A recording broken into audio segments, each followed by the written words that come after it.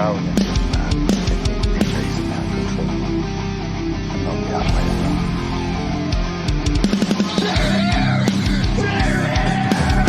That's it, man. Game over, man. Game over. Please, you can kill it.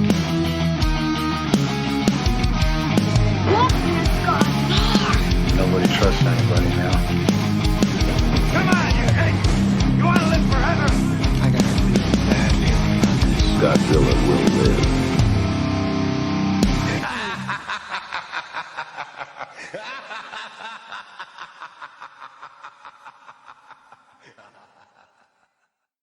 And welcome back to the Monster Movie Stompdown. Of course, you got your host, Sludge, here, co-host across from me. The Lorax. That's right. Thank you very much. And the master from Texas. That's right.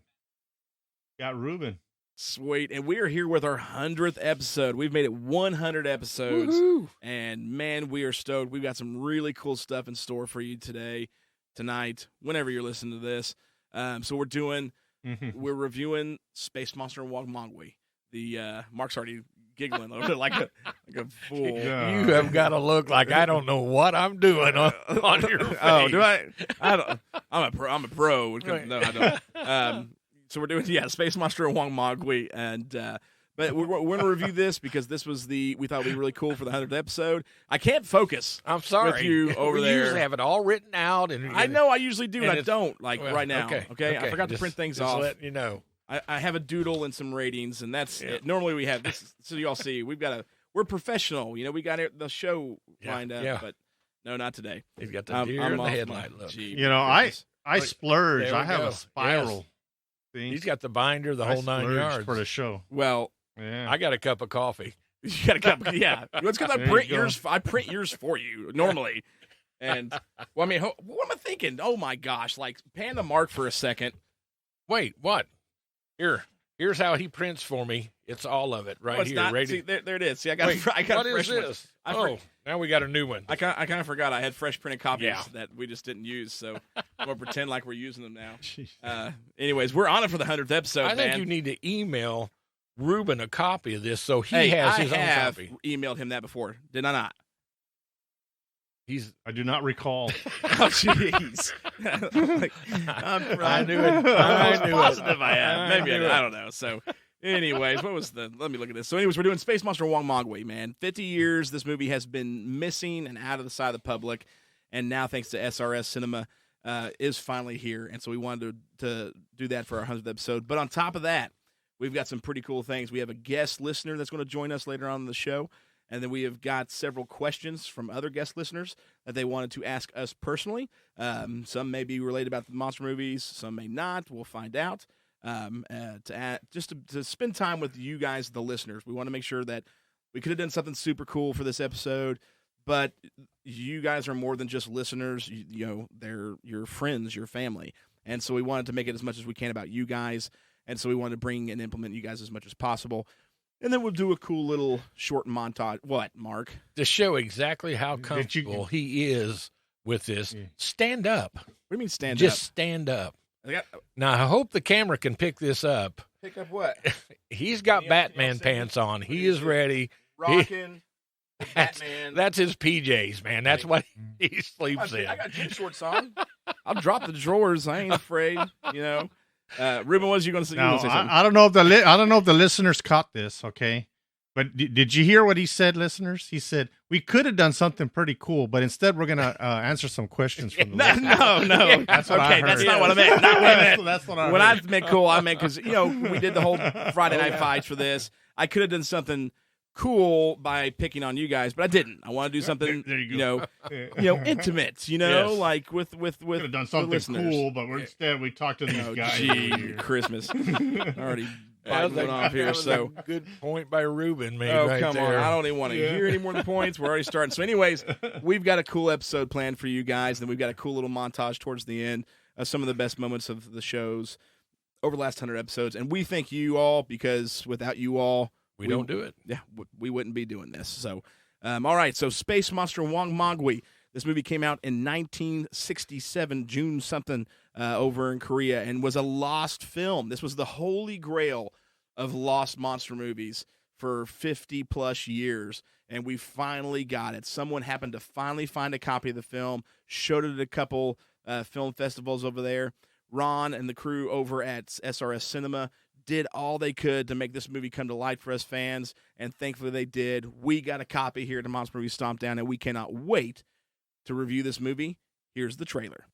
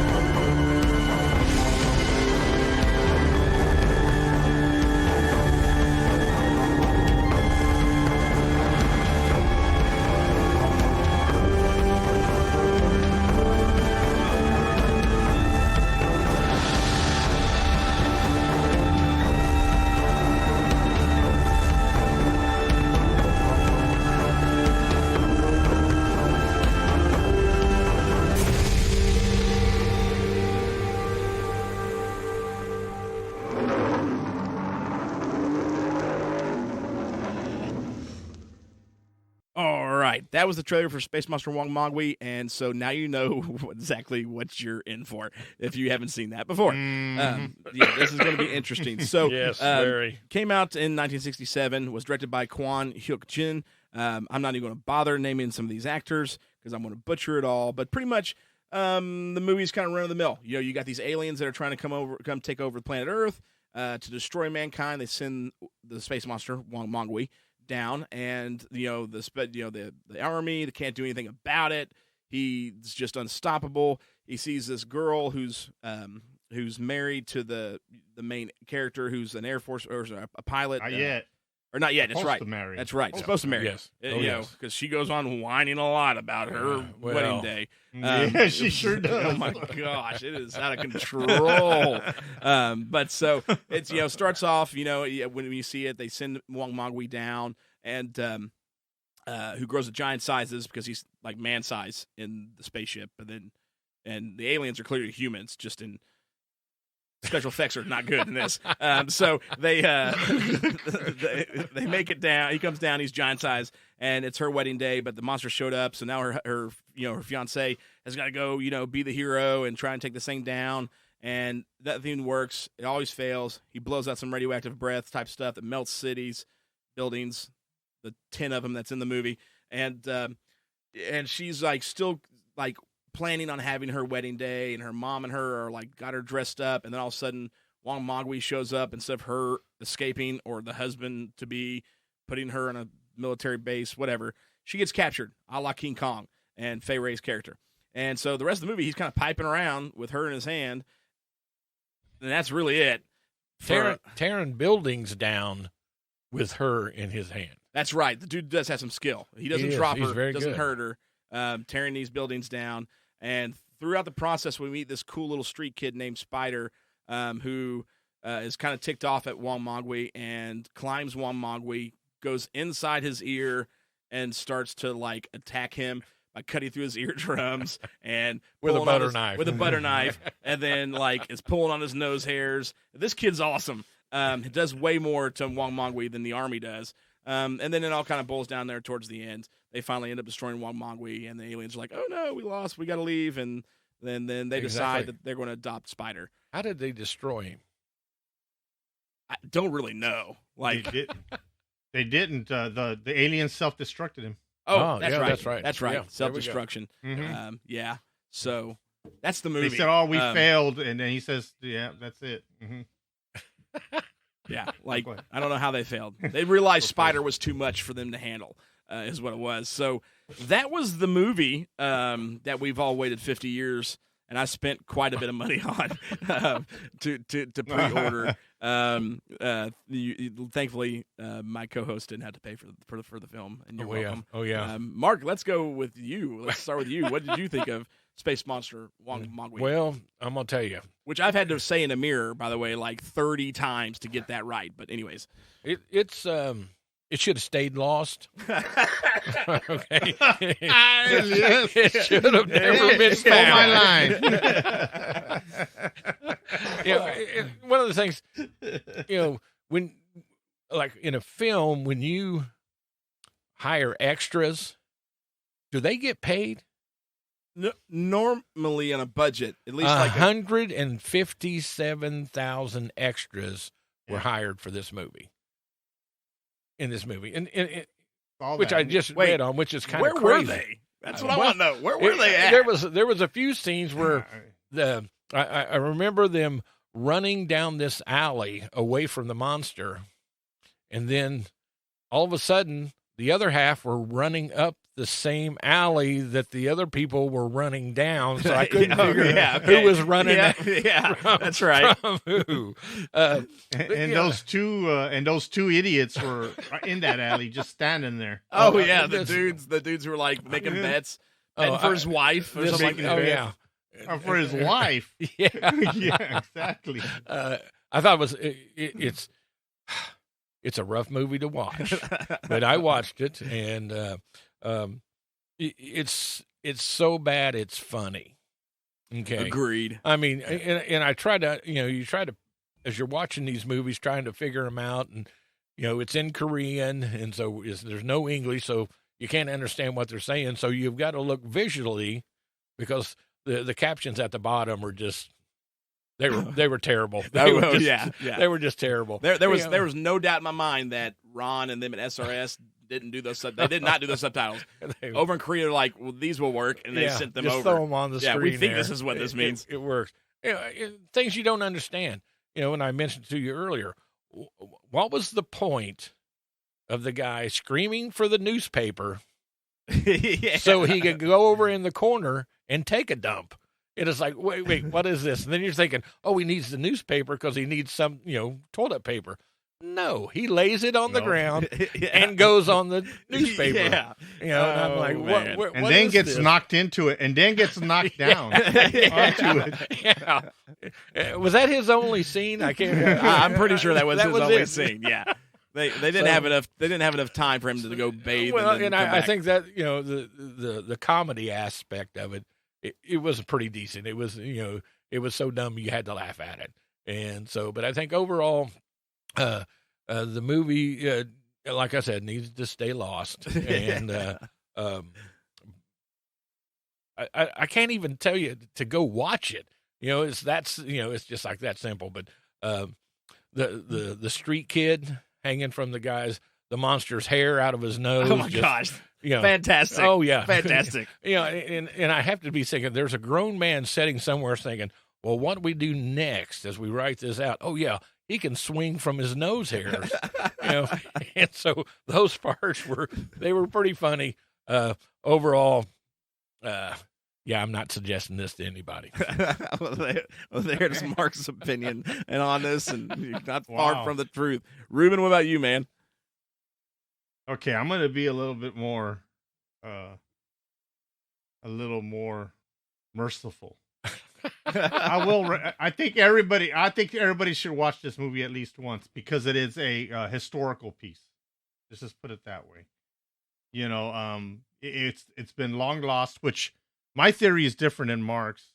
I don't think it was lost. I would think they were using it in South Korea in Korean prisons. Torture prisoners. Yes, definitely. They say, look, if you don't straighten up, you're gonna go in there and you're watching Space Monster Wangmagwi. Okay, buddy. And then they would straighten up, go back to their cells, and behave themselves. Yes. So I don't think it was lost. Okay, and but I will say, since it was the first all Korean cast Korean monster movie. I'm not saying to go out and buy it, but you should at least try to make an effort. And I don't know if there's anywhere you can watch this.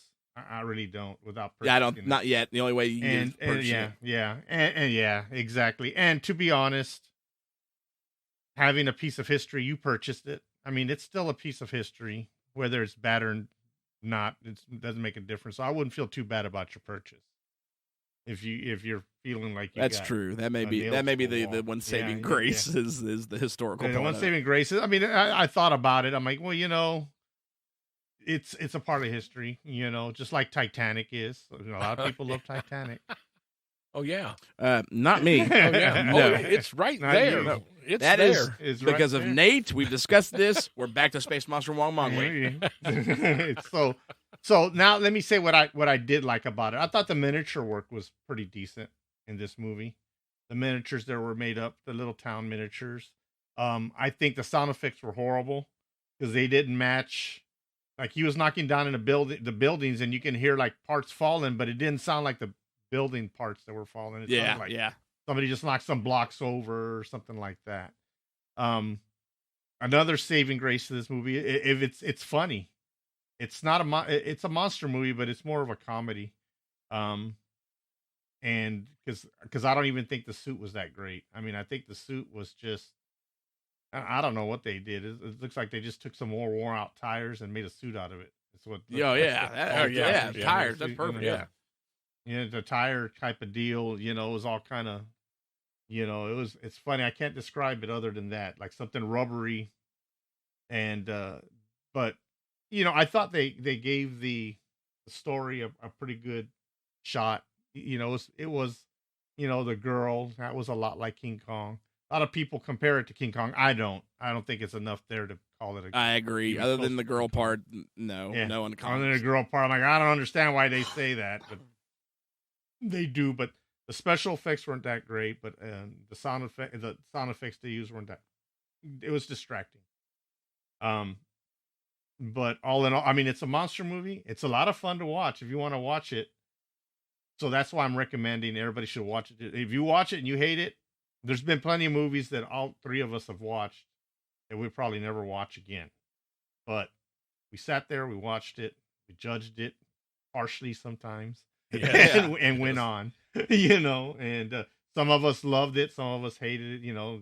It's just the way it is. So I'm not going to be like Mark and say, don't even bother. I say, go ahead and give it a shot.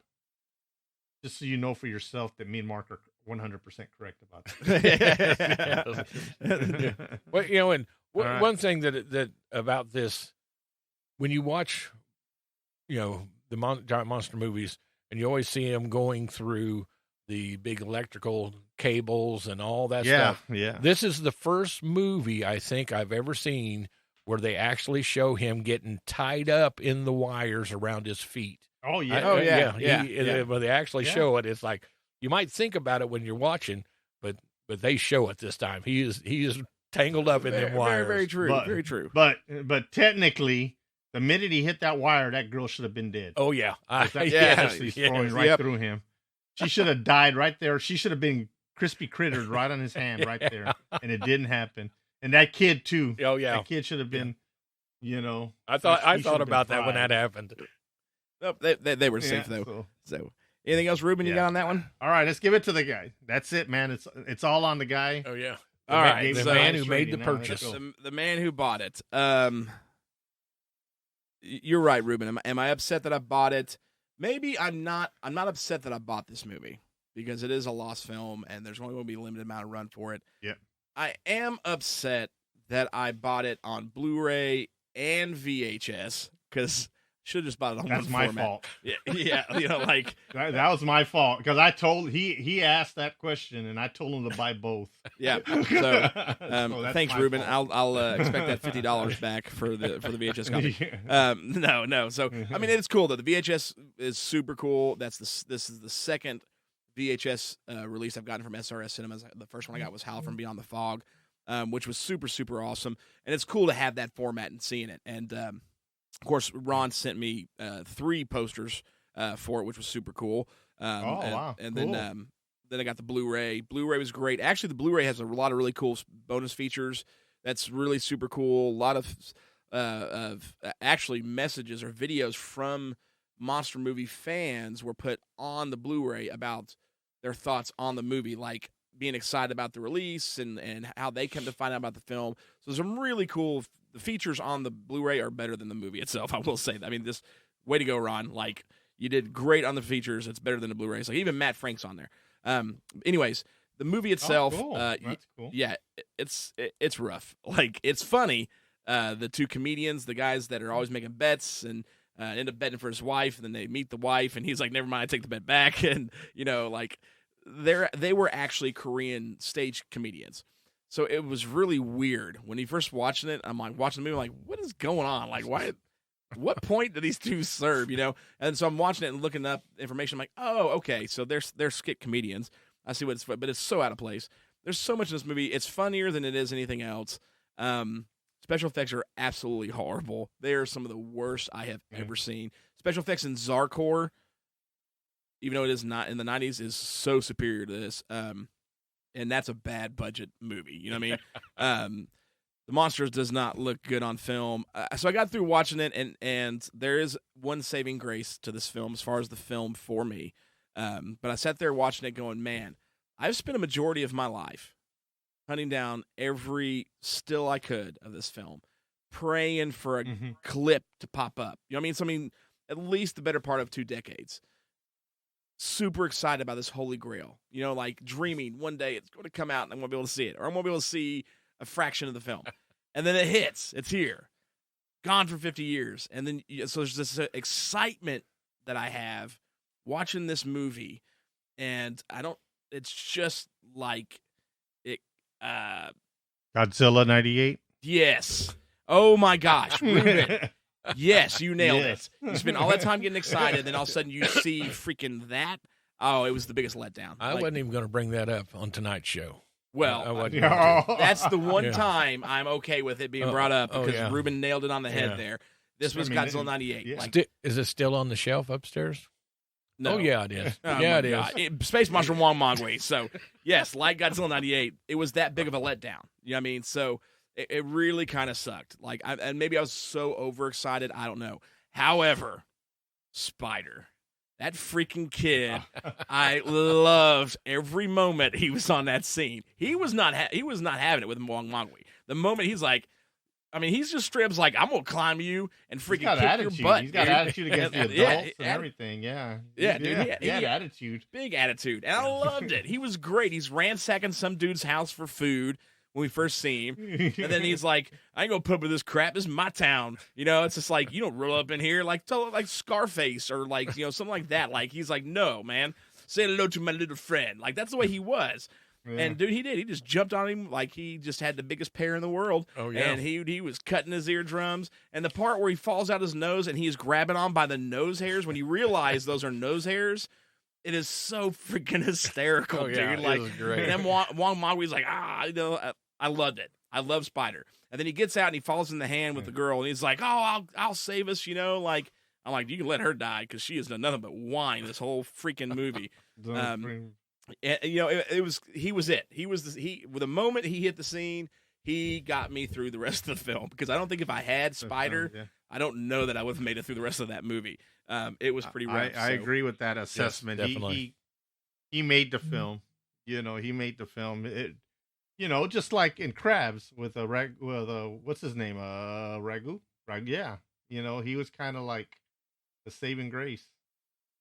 He absolutely was the saving grace. So, okay, that's what we thought about the movie. Let's give you our Stompdown rating. It's Stompdown rating time.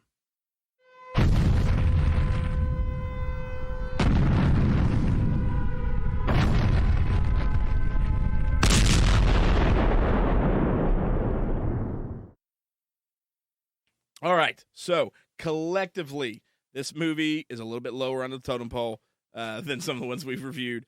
2.5 stomps out of 5, so right down the middle, and I think a lot of it's probably pulling from the historical aspect. It has been lost, right? The comedy aspects of it, and Spider, and the fact that you gave it a 3.5 and me and Ruben didn't. Okay, yeah. Okay, so these dudes gave it a 2.5. I did give it a 3.5. I gave it 3.5 based off of the merit of it, like Ruben kind of brought up historically, but Spider. Like, Spider totally he stole my heart in this movie. Like, I just freaking love that kid. I could see another movie with that kid in it completely, and our phones are going crazy. Sorry, guys. So that's why I gave it the 3.5 historically, and then Spider. But I mean, at least give it one watch. I'm with you, Ruben. One watch, right? Yeah, I give it one watch. Give it one watch. You don't have to watch it ever again.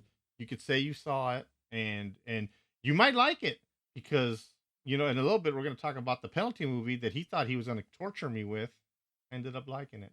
Yeah, that one's gonna be interesting. That's two of us. Oh golly! So, all right. So there it is from us, man. 100 episodes deep. We got to review the lost, Holy Grail monster film. Two of us say see it, one say don't. You're at your own risk. It's worth seeing historically, and a little bit of a laugh, but don't expect a good monster movie whatsoever. Especially if it's terrible. But don't blame me if you hate it, because I'm telling you ahead of time that I'm saying you just have to do it for what is that, for the historical part of it. Other than that, I mean, I don't know if I'll ever bring that up in the Plex again. Let's just put it that way. Well, okay, so let's move on to the next quick. We are not doing trivia tonight because we got some cool stuff planned, but we did want to find out. I thought I knocked that out of the park with Attack of the Beast creatures for you guys to watch for losing the last trivia. What did you all think of Attack of the Beast creatures? You want to go first? You can go first. Oh, sure. I'll go first.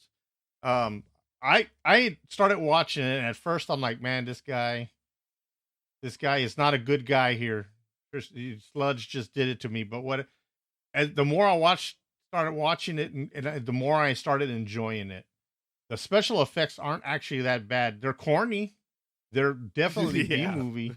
But when that guy goes to get a drink of water and his face gets melted off because it's acid instead of water, that was classic. I loved it. I'm like, ooh, this is going to be good after all.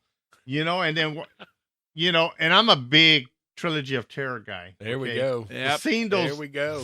Should have thought seeing that Zuni running around, seeing a bunch of Zunis running around trying to kill you was right up my alley.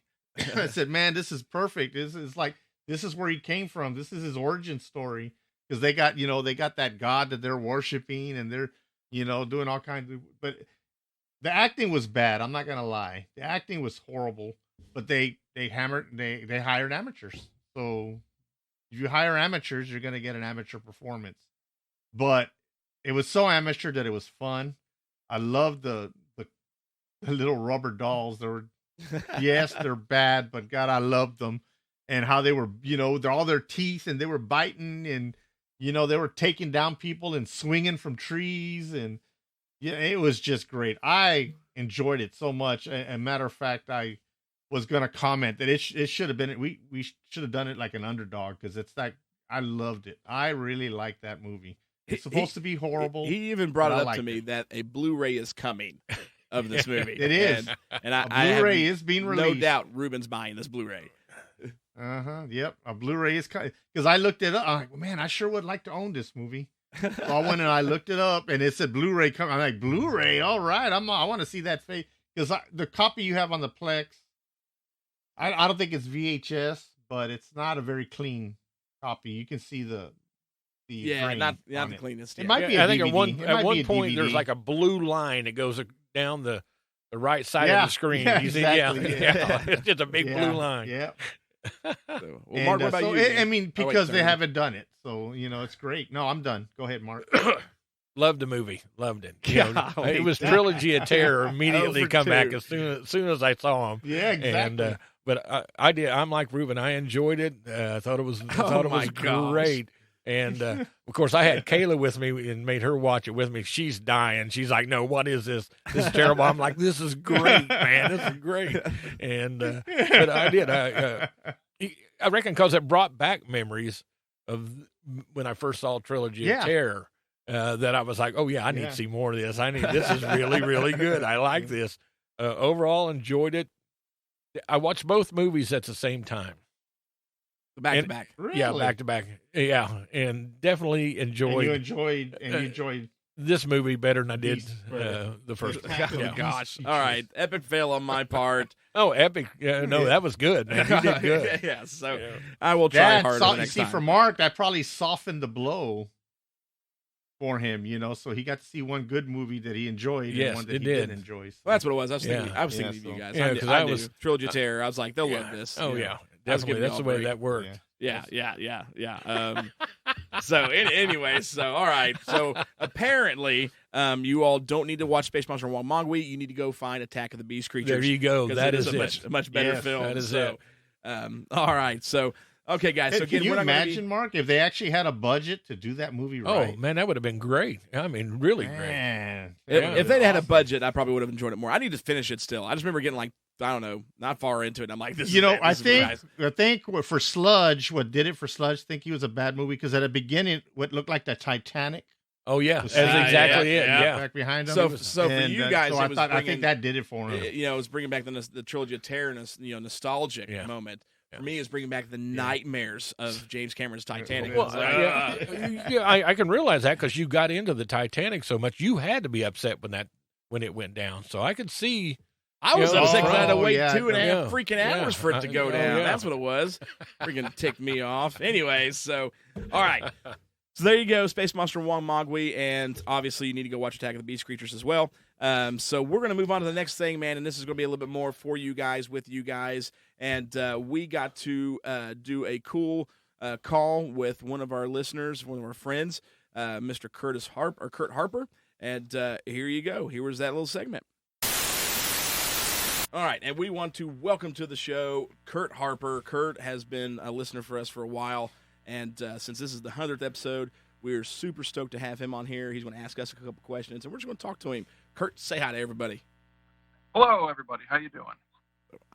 I'm good. I'm good. The Lorax is good. I'm good. Ruben, are you good? You just, I'm good. Well, I just you went gray. Yeah. I'm good, and you went gray. So Spring has arrived in Texas. I don't know what y'all are dealing with, but Oh, today it was like 82 man. degrees. it was Yeah, almost 82 70 is today for us nice. here, which Yeah. is nice.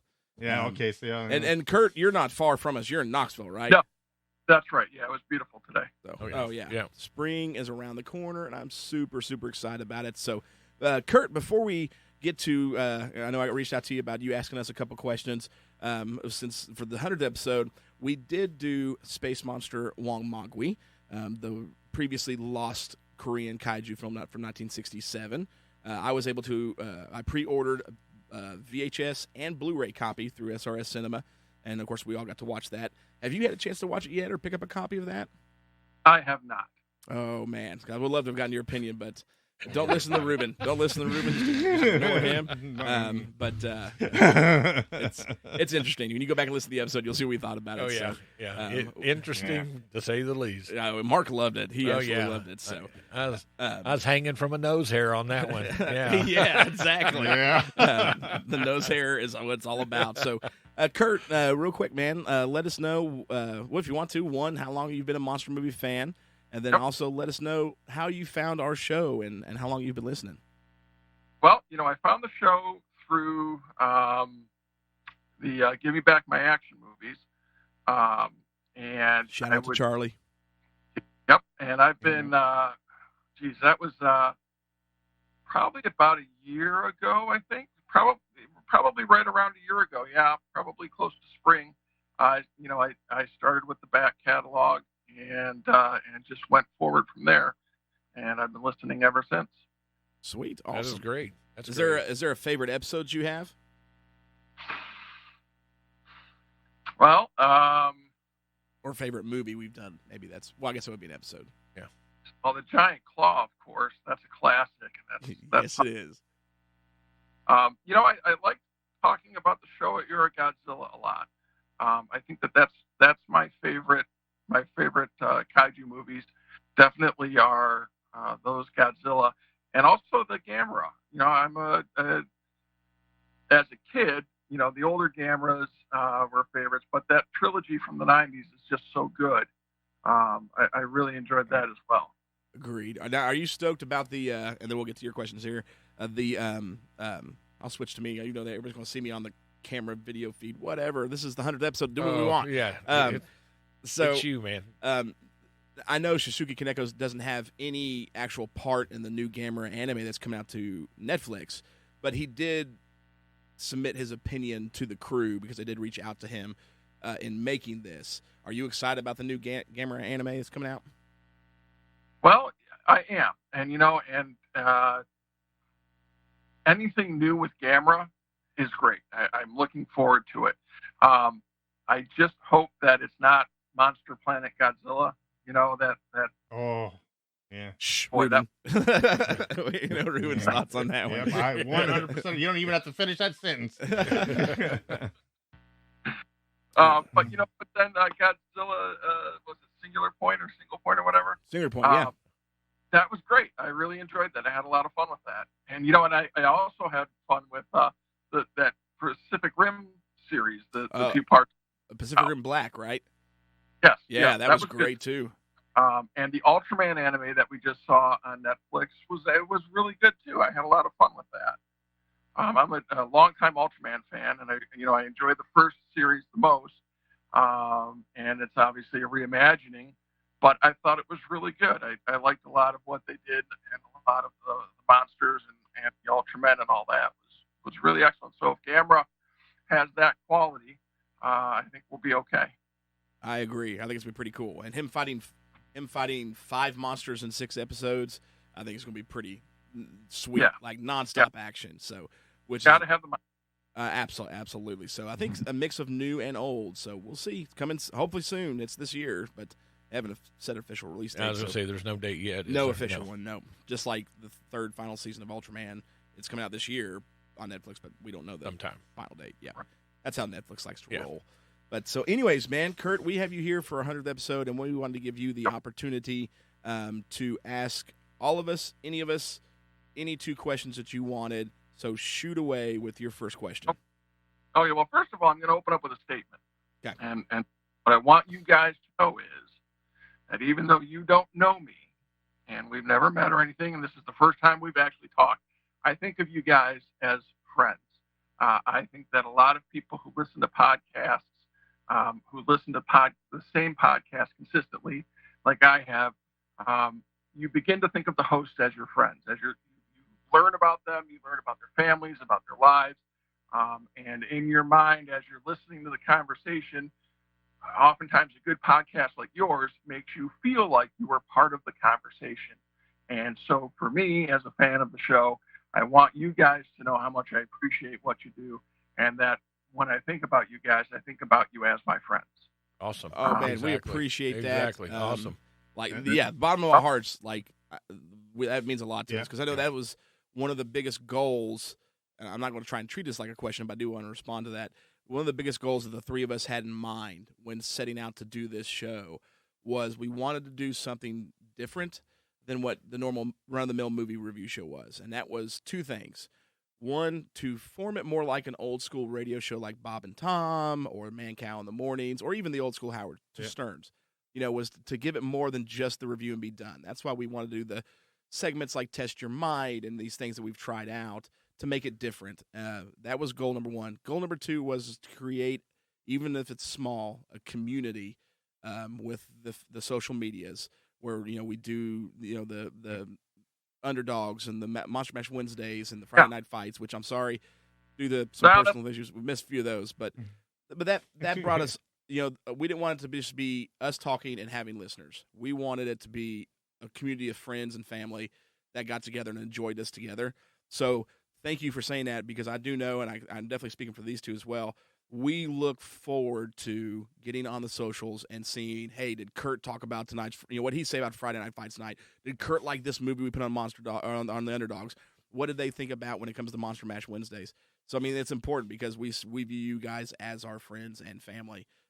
So thank you for saying that. Yeah, definitely. Either you guys want to add something in? No, just that I agree with him. I mean, whenever I interact with anybody else, they're part of our little group. I consider them friends. I'm all the way in Texas, and I consider these 2 guys 2 of my best friends, even though we never seen each other in person ever. Right. It's only been via this podcast or messaging or whatever. But I truly and that's what I wanted for the show when I joined. I said I want it to be interactive. I want people to be able to reach out to us and ask us questions or critique us or whatever without feeling like we're gonna pounce on them, whatever. I wanted a comfort level, a comfort level, and I think hearing Kurt say that makes me feel good about what we've done. Well, and I think here in the last few months, Kurt's name's come up more and more. Right. Yeah. Yeah. And so you do come in, and we do appreciate your opinion, what you think of the show, and think of us, and so it is important. Yeah, totally agree. It's not just, and for those of you, I gotta keep remembering to look to the camera and to the guys. It's all of you all listening. Like, it's everybody. We got somebody coming up that's sending some questions. Named Josh Morin, who's a new listener as well, and me and him have become really great friends, and he started interacting in the groups as well. It's all of us, and that's what's exactly cool about it. Even the ones that may comment or message once in a blue moon, it's exciting to see, and it's good to know that we've got people out there. And what's really cool too is that I know for us, when it comes to that, is, man, like when you went to the hospital with your heart issues. Yeah. The group, man, everyone just started outpouring thoughts, prayers for Mark, was super, super cool. Even with the stuff that I've been dealing with my mom in the hospital, on my personal page, I'm seeing so many people from the group commenting or liking the post or saying, praying for you, thinking of your mom, and sending personal messages. It lets us know, man. I mean, that was the big main goal. And Kurt, you saying that to us lets us know 100% we have succeeded in that. Exactly. So thank you. Exactly. And we'll move it back to you, man, for your questions. Okay, so I have two Yeah. questions, which is what we agreed on. So my first question is, It sounded like sorry when he said what we agreed upon. Like you want to ask more, but I'm like, no, we're limited to two. I wasn't being a Nazi about that. Sorry, no, I was just trying to keep time wise. okay, so first question is, how has your fandom impacted your faith, and how has your faith influenced your fandom, or how has your faith influenced your fandom, and how has your fandom influenced your faith? Okay, either you guys want to take it first? If not, I can. I'll let you take it. All right, so I'll take it first. So you're meaning like the monster movie fandom, correct? Or genre, Yeah. monster or horror or whatever. For me, two ways, two really big ways. The first and foremost, as a child and growing up with faith, and even into adulthood, even now, honestly, my whole life, I related, especially Godzilla, a lot to as a child, to watching him fight all of these massive battles or monsters that he had to overcome, and a lot of times he couldn't do it by himself. And then growing up in church at the same time, I related those movies and that mindset to stories you hear in the Bible, like David and Goliath, or Samson fighting the army of 1,000 with just jawbone. Is that we are dealt with? Oh my God, I hate where I'm going now. Thanks, Kurt. I have to go to Godzilla's Revenge. Son of a gun. Dang it. Everyone knows my opinion on that little silver. Beautiful. One of his favorites.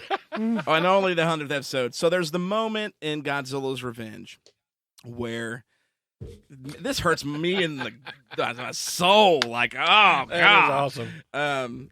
There's the moment in Godzilla's Revenge, and we all know when Minya's talking to Ichiro, and he's talking about Godzilla, talking to him about overcoming his bullies and things, and that's the moment. That's the thing that would define the biggest aspect of my fandom, is that my faith is based on knowing that God is there and gets me through, and He'll put me through trials, but I'll be able to overcome whatever big the obstacle it is.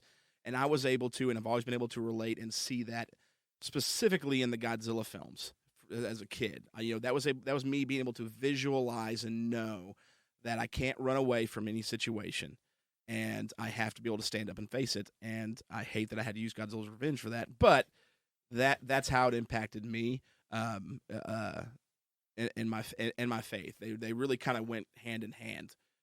I read it in the Bible, I heard it in church, I was able to visually see it in Godzilla movies. And then growing up too, especially here in the last decade or so, my faith impacting my fandom, because I guess the last part would be my fandom impacting my faith, was, for me, I really started noticing that what we put in ourselves will come out. You know, and because I know some of our listeners are Christians, some are not. So for us, you know, it's for me, it's my mom has this old saying, and a lot of people have, garbage in, garbage out. And the Bible talks about that too. You know, the you know, the eyes being the lamp, you know, the keys to the soul and things like that. I started to really step back, kind of during the beginning of the show too, when we first started, and really kind of cut out a lot of things that I was watching, depending on content wise. You know, I built up this Plex media server for friends and family to use, and it really went through there too.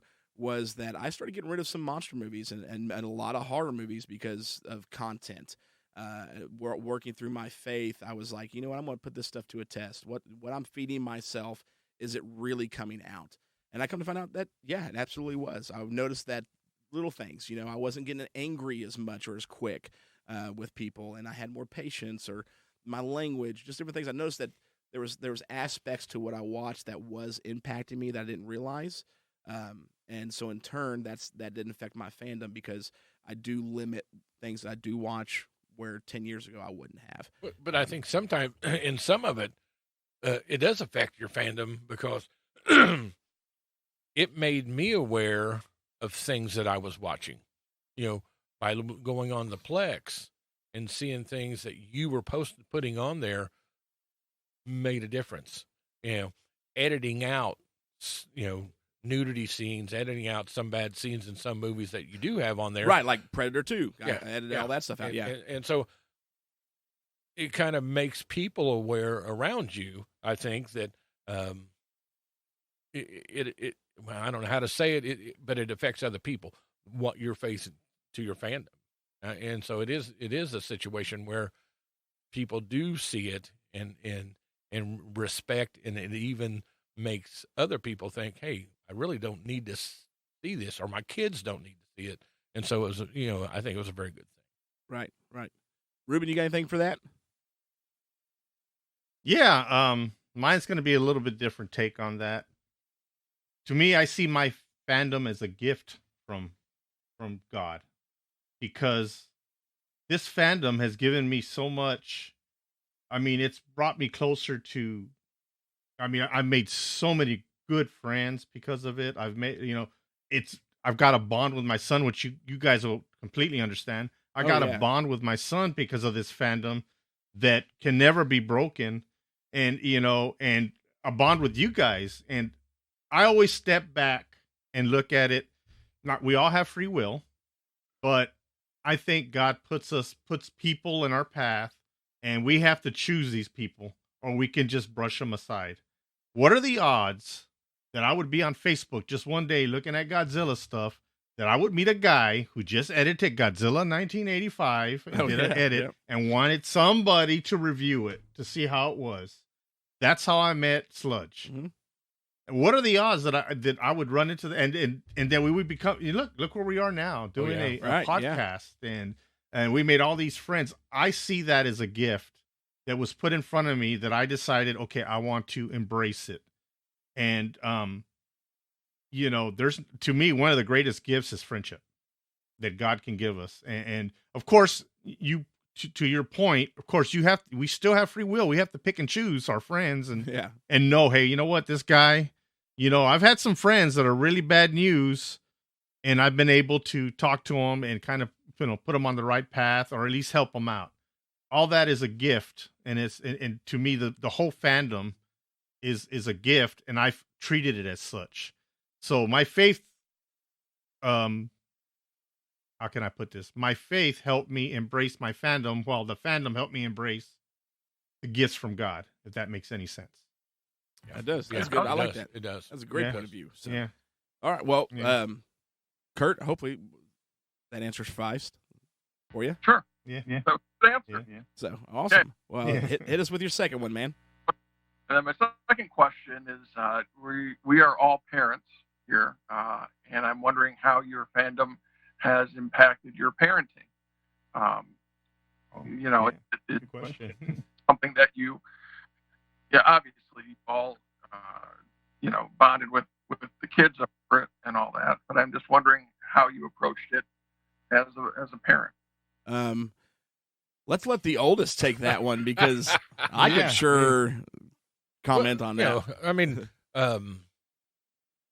I reckon as Sludge got older, since he was the one that I was doing the parenting with.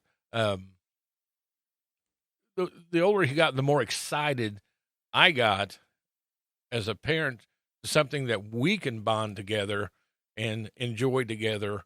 And did I ever think it'd come to this point that we would be sitting in 2023 doing a 100-episode podcast? No, I didn't expect, but I know the enjoyment that we got out of it together, and how it just it enabled us time to spend together that we could discuss life things. We could discuss all kinds of things as we sat down and enjoyed these movies. And to me, it's something that's special that I reckon you just that bonding time and learning and giving that you just can't get enough of. And we're still doing it to this day. Yep. Ruben, about you? I'll go last on this one. I kind of touched on it on last. The first and foremost, that bond, it really helped with the bond with my son. And it also opened up a channel of communication because he was, and maybe I'm unique, but it opened up a channel of communication with him where he could come to me and talk to me just about anything. And he knew that I was not going to, jump on him. Like if he thought he did something wrong or whatever. And, we could talk it out. And, a lot of these movies, they're just good old fashioned monster movies. There's no moral, but a lot of them I have used like, hey, remember in this movie, this happened and, look what they did. And look what, even aforementioned Godzilla's Revenge. Oh God. And, even though, let's just put it this way, for Father's Day, right? My son got me a shirt that says World's Best Dad, and it's Godzilla and Minya. And that scene where Minya's on his tail. That's the shirt awesome. says World's Best Dad, and he got me that shirt, which still hangs in my closet today. And to me, it opened up a channel of communication that might have not been there had it not been for these movies bonding us together on that, or we'd sit there and talk for hours about movies, and sometimes it went in directions that we didn't intend to. You know what I'm saying? You're sitting there talking about, Godzilla SOS, and then all of a sudden you're talking about, girls in school and things like that. It just goes that way. So these movies helped me open up that channel of communication that I might not have if it wasn't for that bond and that bond with these movies. I definitely agree with you guys wholeheartedly on that one, especially when it comes to like Jada the oldest. But I'm gonna use Gavin as the example for my answer. So as a kid growing up, and when I briefly touched on, or I touched on the last question, on how these characters in these movies impacted me and really shaped how I saw things and made decisions myself in life. And not just the monster movies, too. It actually goes to the comic book page. I mean, you go to Scarlet Spider and Venom, respectively, the two of them, especially for me. They helped me understand things I was going through and, shape some things of how I wanted to be. And I did the same thing with Gavin. Gavin hasn't stuck or clinched onto the Godzilla stuff quite like Jada did. But he has massively for Ultraman. And I've really pushed that with him because I want my son to have a good hero to look to. Someone he is excited to see every day. And when it comes to Ultraman and that series, it's just, I think you're very hard-pressed to find a show that is so positive, so good about making sure, one, the hero is the most important. Two, the hero has a set of morals. And three, the hero always sacrifices himself for the better of others. And there's so much of that for me that is biblical in our faith that he can see that visually and he has someone to look up to. And he absolutely does. Ultraman's why he wants to be a cop. And I think that's fantastic. He wants to help people and is willing to put his life on the line, even at 8 years old, to save somebody because he wants to be a hero. And he'll always say it, like Ultraman. That's something huge for me to instill into him and to give him a hero that he can have. And as he's starting to now get older, he's now asking questions, like especially with the Ultraman anime on Netflix, well, Dad, why did Shinjiro do this in this episode? And we'll start talking about why he made those decisions. And so there's just, like Ruben's saying, there's doors that are opened in communication and the bond with my son that these shows and these movies really provide, really truly provide. And I go back to when Mark introduced me to Godzilla with 1985, but then immediately following, we watched the original one. And again, I've talked about it before on the show. The moment that mom is in that alleyway holding her kids, and she's like, "We'll see Daddy soon." That was such a life-changing moment for me on how I viewed movies, but also how I viewed life and things. And so, I mean, like, you get those things, and that's what, movies, and especially this fandom in particular, needs to be and is an escape from reality that we need from everyday life. So there's a positive in itself right there. But then most of these movies that we watch, you can find a message somewhere that you can discuss with your children in raising them. And with Ultraman, I've really found that aspect of that. With Jada, she's a teenager. We have a lot of discussions on the movies that we watch together, mostly monster movies.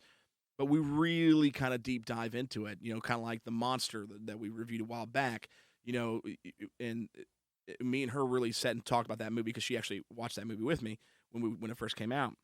And she was like, "Dad," she's like, "that's really, we know there's the monster outside." And I talked about it on the episode. She's like, "But she really had to face the monster she was inside." And I think that was the better part of this movie was that message. And I'm like, "You're right, kid. We deal with this every day." So we're able to learn and teach our children through a lot of this as well. So Exactly.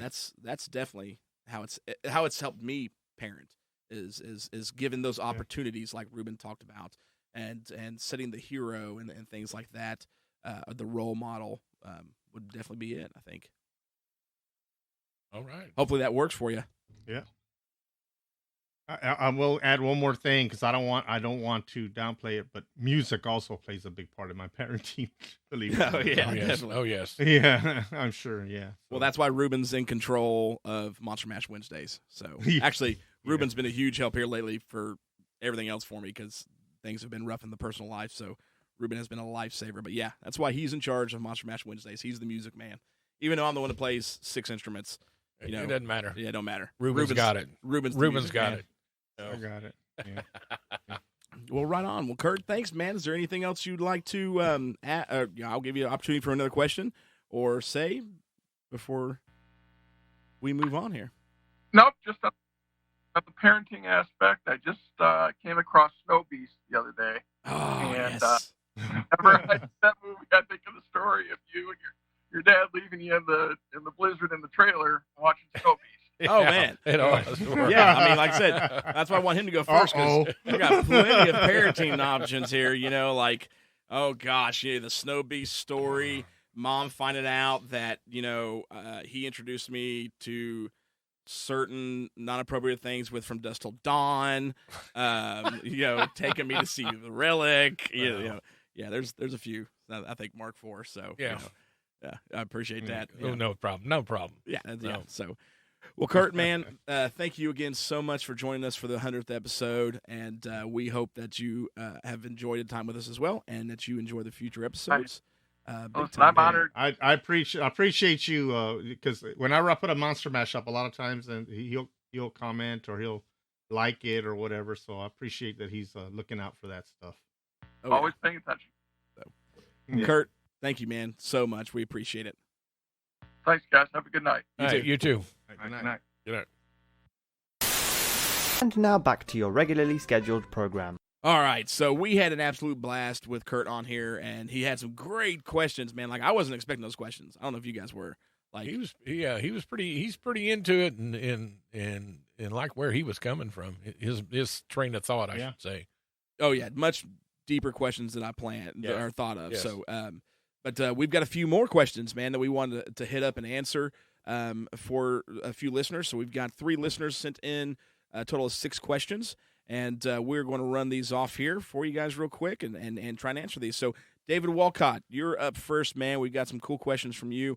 For David's first question was, there's a few series of books on philosophy and, insert the fandom, like philosophy in Batman, philosophy in Star Wars, etc. Yeah. Do we know something like that for monster movies? So philosophy and a monster movie.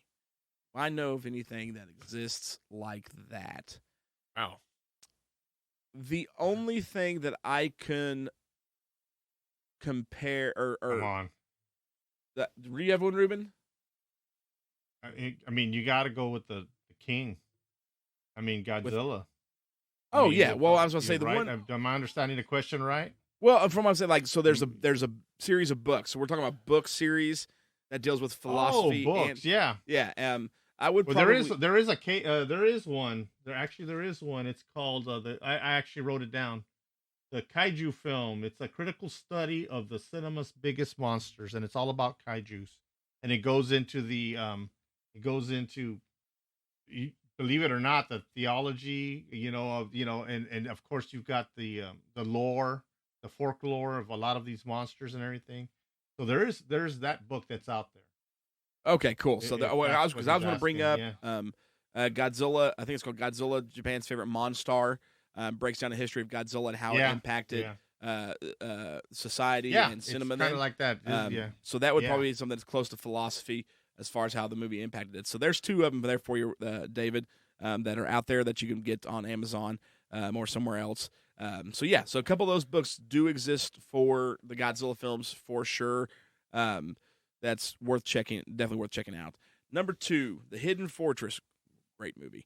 And substantially, it's an old The Hidden Fortress is an old samurai film. Substantially influenced Star Wars, and then of course with Star Wars, substantially influenced the world. What would you recommend as similar movies for the monster genre? So I'm guessing this is monster movies that impact the world. To impact the world, and again, Big G. Yeah, right? Yeah. I mean, if you think about it, that's kind of who we got to go to. I mean, when it comes to monster movies, the big man himself, Godzilla, I think, has impacted the world more than anybody else when that first movie came out. Yeah, because you had King Kong come out in 1933, which influenced Toho to make Godzilla. But Godzilla really was the battering ram that to use the language, knocked down that castle. That went over the drawbridge and knocked down that castle door, and they'll open it up. I mean, you can make the argument that the atomic bomb is the real monster here because of it created Godzilla, which created all these other monster movies. Yeah, but I think see, I like think my that, favorite Tarantula and all that other stuff. Right. I think that's right. You're right on it, though. I mean, so if you think the Hidden Samurai influenced Star Wars influences the world. King Kong influenced Godzilla. Right. Godzilla influenced the world. And still to this day, I mean, with the Legendary Pictures, bringing it back out. Oh yeah. I mean, every day you're seeing something. It seems like about Godzilla. What's going on with Godzilla, or even TNT and TBS, and all of them are just steady playing them. Yeah, big way. Yeah. So there you go, David. There you go. Kong inspires Godzilla. Godzilla inspires the world, or influences the world. So. All right, 2 more questions. And, you got Godzilla in Seinfeld. He's got a Godzilla figure on his shelf, and I believe in The Office. The Godzilla figures show up in Roseanne as well. The Office, yes. Seinfeld, and then of course you can go on. He's in The Simpsons and things like that. So he's all over the place. All right, so next round of questions we've got is from a new listener who has binge listened to all of our episodes in like a couple months.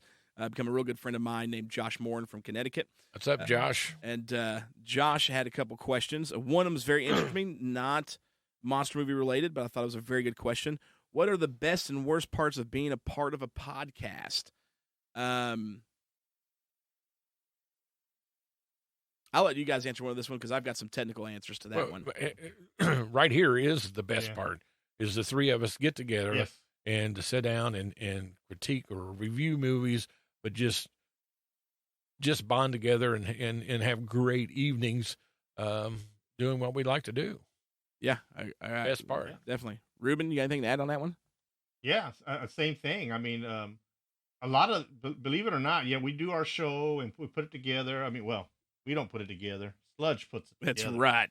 And but the behind the scenes stuff that you guys don't see, some of that's just as good, if not better, than the show. I mean, we talk about all kinds. We'll go into theology. We'll talk about music. Who's the best drummer? Who's the best guitarist? Oh, you yeah. know, bands, food. You know, it just goes. Well, yeah, man. We had everywhere. like And, almost an that's hour-long what I love. discussion like a couple weeks ago about Triumph. Oh yeah, You know, oh, yeah. so About Ruben's Triumph. right on. Just Like, talking about Triumph. Oh, You great, know, it just great goes on stuff. and on. And for me, the only part that I don't like is I'm so far away. Yeah. That's the Agreed, part agreed. that- Yeah, wish we we would were much closer, love to yeah. have you right here in the studio, yeah. and Yeah. and not Right. all the way down in Corpus Yeah. Christi. But so. thanks to technology, we do now have, your big pretty face right Right there there, with us. I right. mean, a little bit bigger than ours. Yeah. What is that? What is Like- that? A 43 inch, That is a 55-inch. 55-inch It's TV. TV. That's what we Oh, got. dang, That's man, what I we better got. Make sure I put makeup on next time. Dang. Yeah.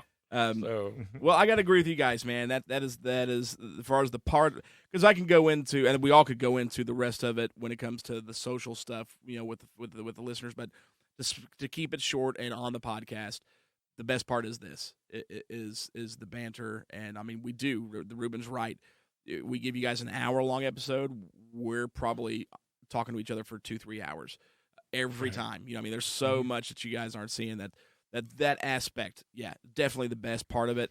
One other thing I do want to say about what would be a best part of the podcast is the opportunities that we get with guests. Yeah. Getting to sit Oh, down yeah. with the greats like Yeah. August Ragone or, Pierce Barrelsheimer from Crabs. Like, those moments are really freaking cool.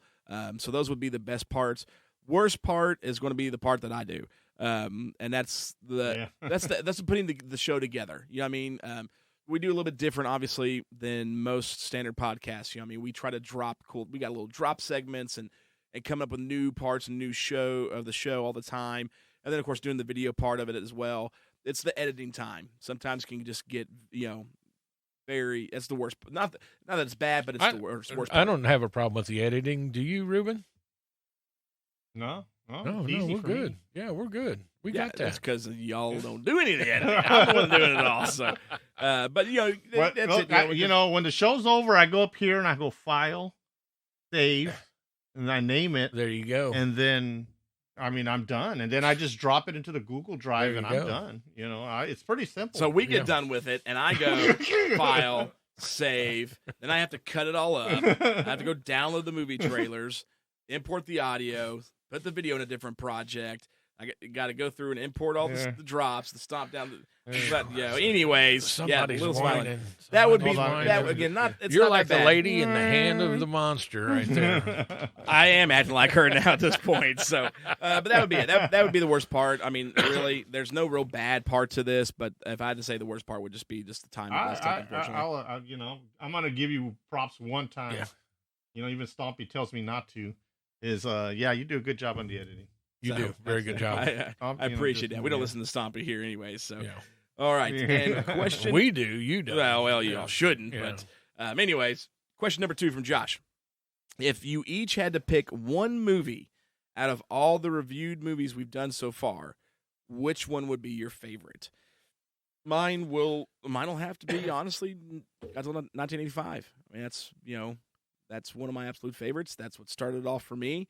And I was so excited, especially the last couple. By the time we got to Terror of Mechagodzilla, I was so like, oh my gosh, we're there. We're 1985. Like, I'm so excited to talk about this. I'm gonna talk about it forever. It was one of our longer episodes because I talked about it forever.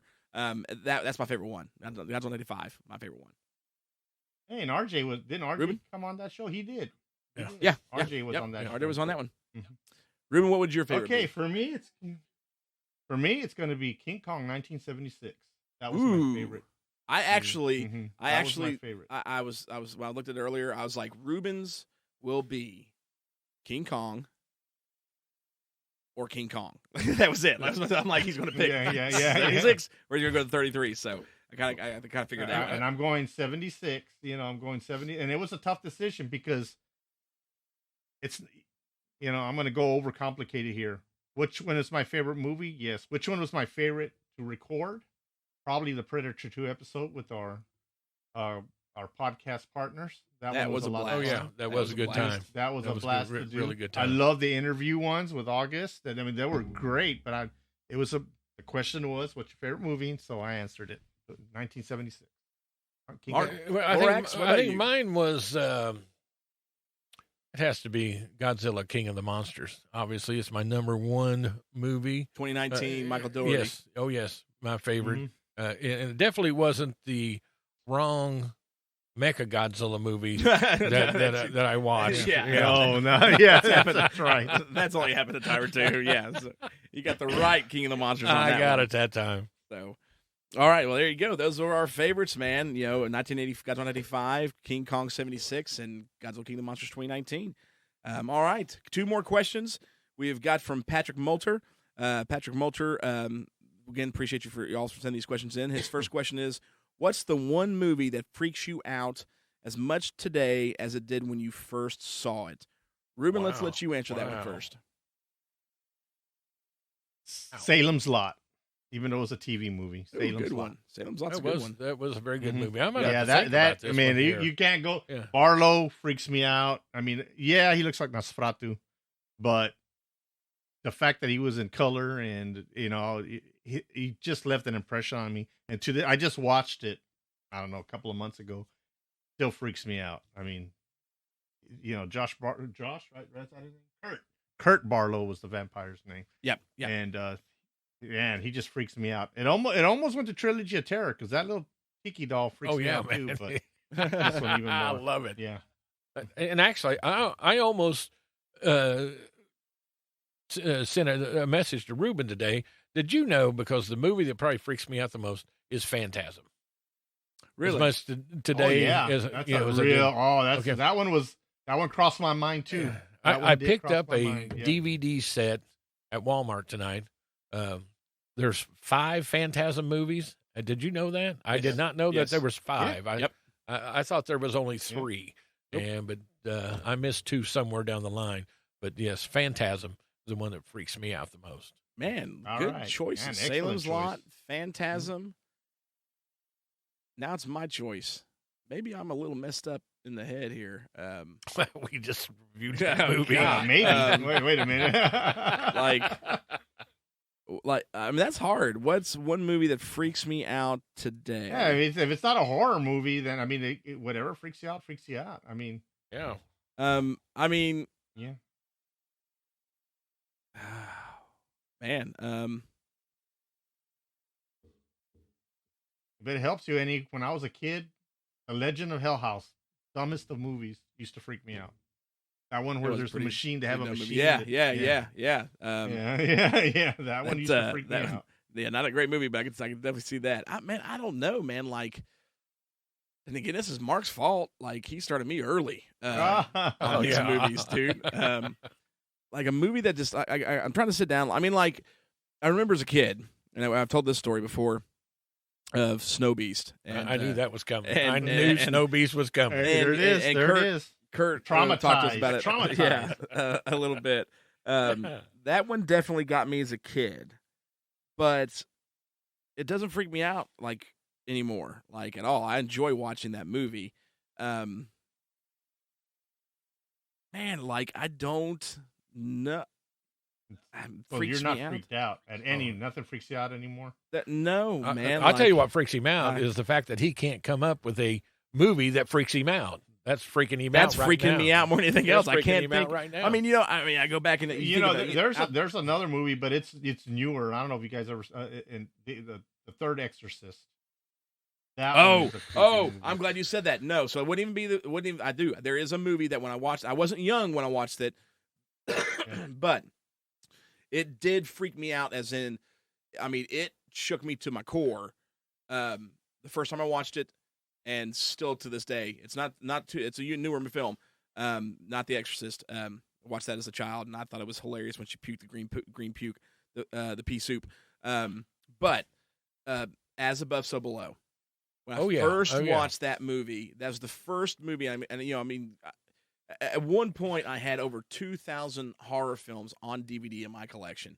I have gone through a gamut of horror films. I've seen more horror films than I have monster movie films, by a long shot. Is that the one that they're in Paris? Yes, they go in the tunnels and stuff underground. Yes, find the Philosopher's Stone and all this. Yes. So what freaked me out so much about that movie, not the claustrophobia. Again, Mark just had me warped as a child. I was climbing through caves at the age of 5.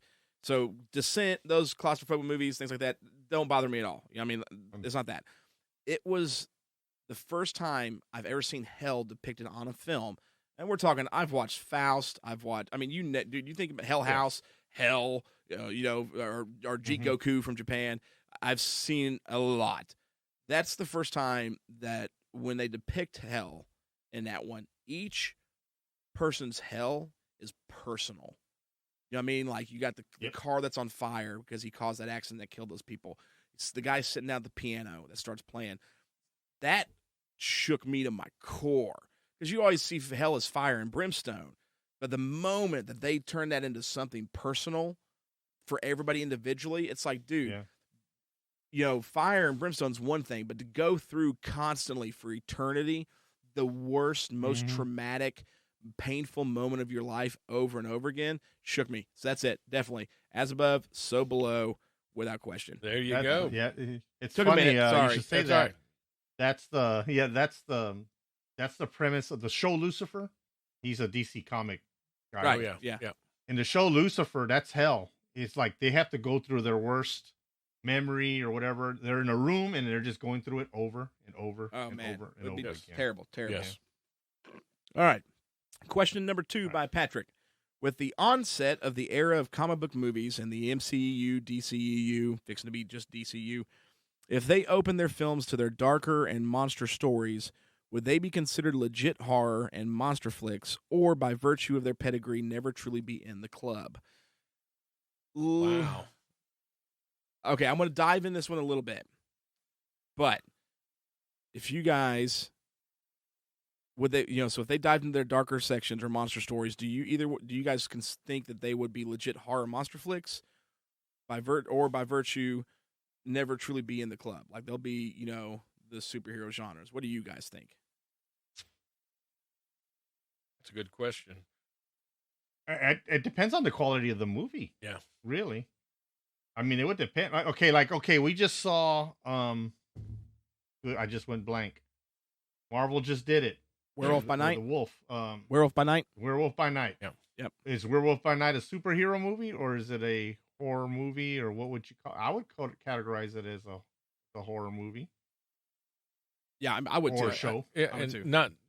More than superhero. Yeah, I agree. Yeah, I agree but then where the line blurs is like Doctor Strange, the last Doctor Strange, whatever. What was it? Something on Madness. Multiverse of Madness. Yeah, Multiverse of Madness had a lot of horror in it, but it was still just a superhero movie to me. It was never really. Everybody's, it's more of a horror movie. Well, yeah, it is, but it's still just a Doctor Strange movie.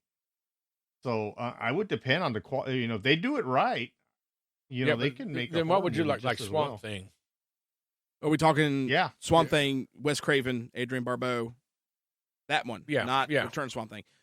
Yeah. Swamp Thing would be a straight up horror film. Yeah, not Return to Swamp Thing. Yeah, but Swamp Thing's straight up horror film, definitely. So. So I would, to me, because the door there has been opened already many moons ago. I think when done right and in the heart of the characters, they would be legit monster and horror films. Case in point being, you've got Swamp Thing. Wes Craven wanted to try and kind of stick to the Alan Moore stuff, and did ish kind of. But then you have Blade, pure horror. I mean, that was a vampire film from the word go. That was a horror. Yep. Yeah, without a doubt. But then you go from that a good to example. That would to I got to bring up Man Thing, not Man Thing in Werewolf by Night, which Werewolf by Night to me is pure monster horror, just love letter Yes. to the classics. Like, that was so perfectly done. It could not have been any better, in my opinion. But back in 2000 and when was this? Gosh, 7, 8, no, early 2000s, maybe 11. I can't remember exactly. Because of Blade kickstarting the Marvel films, it all goes back to him. I don't give a crap what they say about Iron Man. No, Blade started it. That movie came out and said comic book movies are cool. It started with a horror genre film with a bunch of monsters. They go on, they do Hulk and all this other stuff. Marvel puts out the cash because they know how well Blade did and says, go make Man-Thing. They go make Man-Thing. They bring back the first cut of Man-Thing, and Marvel says, we cannot release this because it is so R-rated. It is so monster. It is so horror. We're putting this in the archives. Sci-Fi Channel Pictures comes up and says, no, wait. We'll give you an offer for it. We'll pay you. And so they paid the budget. It's like it was a small budget. It was like $11-12 million. No, it was more than that. It was around that. Like, it wasn't too big. They bought it, premiered it as a Sci-Fi Channel's picture original, which was part of the deal. Marvel said, you have to do this. Put your name first, ours last type deal. And then you can air it as a Sci-Fi Channel pictures original type deal. They do. That Thursday night, they made every penny back off that film because of just how awesome it was. And that was pure horror, pure monster. So I think that when handled correctly, I think they would be considered legit horror and monster movies, even to the most recent example that Ruben gave. You were saying, Ruben, the Werewolf by Night. I mean, I think it's going to boil down to depending on the character, right? Whether it would be or not. Yeah. Whether it would be or not. Yep, absolutely. So because I think I read somewhere they want to do the Marvel wants to do the Dracula, their run on Dracula that they did years ago. They have been, yes. It might be just a the Tomb rumor. of Dracula has been on the back burner for a while with Marvel. Feige has brought it up a time or two. I do believe they are waiting to see how the reintroduction of Blade goes before they jump into that. Because Morbius didn't do as well as they wanted it to. Yeah. Didn't do bad. I thought it was a fun film for me, but I liked it. I enjoyed it. I thought it was good. Yeah, I enjoyed it, but you're right. Morbius should have been a horror movie, and they didn't make it a horror movie. Morbius, Right. Yeah. And the comic book was scary. He was, yeah. He was to be feared, and he wasn't. I didn't find him scary in the movie. No, I mean, it might be because I read him as a kid. Yeah. Well, I mean, you even go back to the Spider-Man time, the crossover. Go to Maximum Carnage with where you got the crossover with everybody, and Morbius shows up, and there's a panel in there where he's going toe to toe with Demogoblin, or not Demogoblin. Yes, no, yeah, and Demogoblin's afraid of Morbius. Like, that's how terrifying Morbius is. You know what I mean? Like, and that's how he was in the comics, big time. And that was such a golden opportunity, especially with Marvel bringing Blade, because those two cross paths time or two. And if you bring Dracula down the pathway, I mean, there's so much room there. I mean, you go back to, look at the Legion of Monsters, man. Man-Thing, Ghost Rider, Morbius, Werewolf by Night. Like, there's a great horror element to Marvel. There is with DC too. I don't think it's as rich as Marvel. I mean, you do have Swamp Thing, not so much modern day Swamp Thing, but much more Alan Moore. You know what I mean? The old school original Swamp Thing writings that Alan did. His writing was so dark, cryptic, deep, and horror toned. Would be really, really good. But then you've got oh my gosh, the demon dude. He's with Constantine a lot. Well, you also got Constantine. Yeah. You know what I mean? So you have a horror element to it that can be done. And I think, with you guys, I mean, if it's handled right, I think it'd be legit. Yes. Legit monster horror. The answer is yes. Yep. The answer is absolutely. I'll put a big resounding yes. Yeah. Yep. So, Patrick, yes. We took a while to get there, but yes. So, but all right, man. Thank you guys so much for sending in questions. Hopefully we answered them in a great way for you guys, because we do enjoy doing the show, but we also do the show for you all, and we want to make sure you all were a big part of the 100th episode.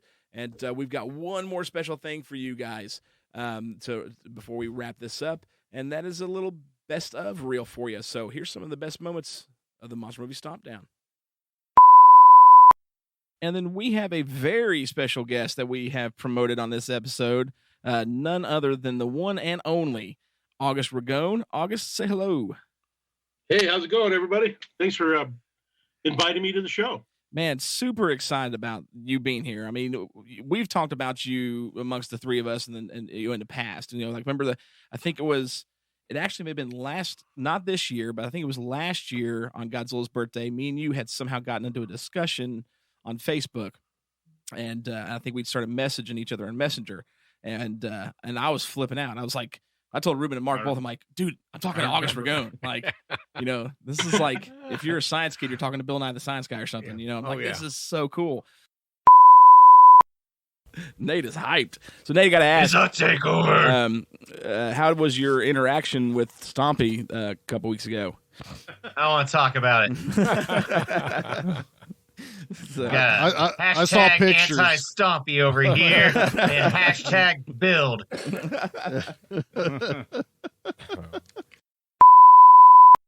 and it's Mark's birthday episode, so we have got two special guests that made their appearance tonight just for Mark. Oh, I appreciate it. Sitting across so from us much. in-house, we have got Charlie from Give Me Back My Action Movies, Give Me Back My Horror Movies. Charlie, say what's up. What's up? Happy birthday, Mark. Thank you. Thank you. And then we have got the absolute just film master from Good Beer Bad Movie Night in Ohio, And Pete. the Oscar, and the Oscar goes to And the Oscar goes to Mr. Pete Quint. Say what's up, Pete. Hey, what's up, Pete? There we go. There we go. Yes. So excited. So, yeah, so we kind of pulled out all stops here for you, Mark. Well, I appreciate that. I Because appreciate you're with what, 61? 61 this year. Oh, no. 61. Wow. 61. That's right. So, and we've got some festivities planned for you. It's going to be fun. It's So, scary. and for those who listen, know that me and Pete spent some time digging into some movies for Mark, and let him choose what movie he picked, and he chose Notzilla, which is the movie. Okay, so were you lying to me before the recording, or did you really? No, I was not lying to you before the recording. 3 Notzillas in the hat? Yeah, there was totally 3 Notzillas in the hat. So Mark had 3. Go ahead and See? explain that. See, Mark, I told you have to watch it. You didn't see him do air quotes when he said Yeah, like 3? 3 of them. So yeah, so if you remember back at the episode, Mark had a draw for his movie. He had 3 movies to choose from, and we found out on that episode that Mark had actually already seen House, and so I kind of just pulled the boss card, I guess, maybe, and made sure all 3 of them said Notzilla. So he chose Notzilla, but he really didn't choose Notzilla at all. That's so wrong. So wrong. So what you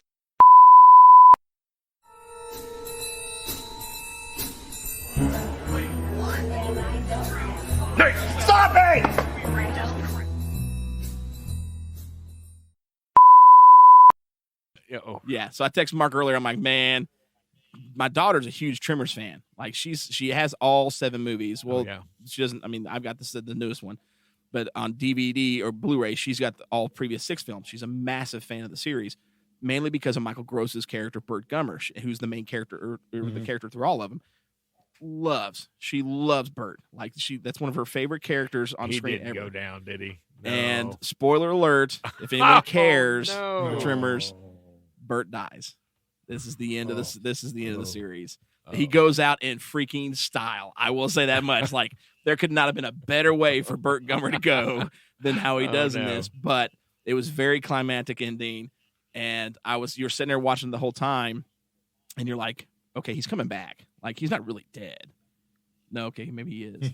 Okay, no, he's come back now. And then credits hit, and you're like, son of a gun, he is not coming back. And I put it up for Jada. I was like, I'm not saying anything. She's like, do you watch it yet, Dad? I'm like, I'm not going to talk to you about it. And she's like, why? I'm like, is it bad? I was like, no, it's a great movie. It's really good. But I can't talk to you about it. And then I come back up a little bit later on a break, and it's right there. It's at the end of the film. Like, it just happened. And she's sitting there in shock. And she's like, he's coming back, right? And I'm like, kid, I'm so sorry. And she's like, oh my gosh, dude, it broke her. It broke her, you know?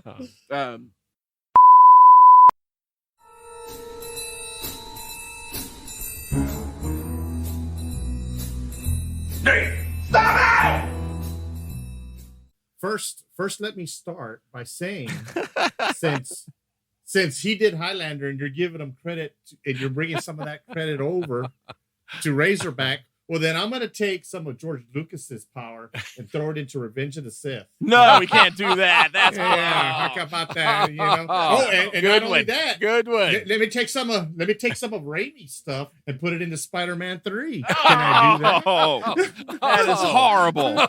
The next thing I want to hear from him is, let me get some Independence Day from Dean Devlin and Roland Emmerich and throw it into the movie that shot me name. No. The movie that shot by name doesn't get credit from anyone. Okay, It's good. alone. At least we draw a line. We have a line somewhere. Yeah, but you opened the door. I did. And Ruben crapped on that line with George Lucas and Revenge of the Sith, but whatever. Yeah, I'm like, oh boy. As soon as you said it, I'm like, oh boy. Here, I got him right now. I got him right wrong. I was like that meme that you see on Facebook of that guy behind the tree with his hands together, kind of rubbing together. Like oh, yeah. He's like, I'm ready now.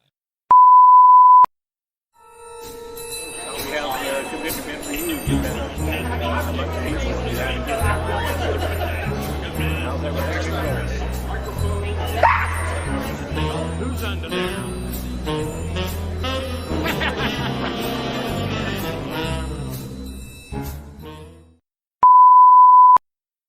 Hey, everybody. Sludge here with a special episode announcement. And I'm here Stompy, what are you doing here? to make sure you don't screw this. You lost your hat there, bud. I was on it that take. I don't know what's wrong with you, Stompy. On it, my.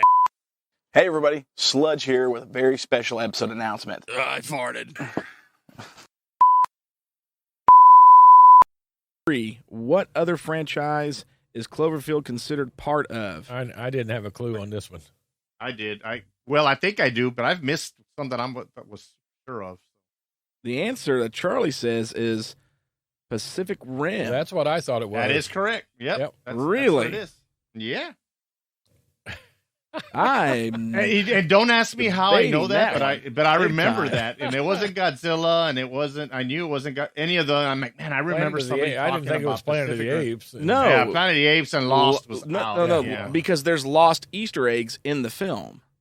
Oh, is there? And yeah, so at the very beginning of the movie, you can see the logo for Dharma.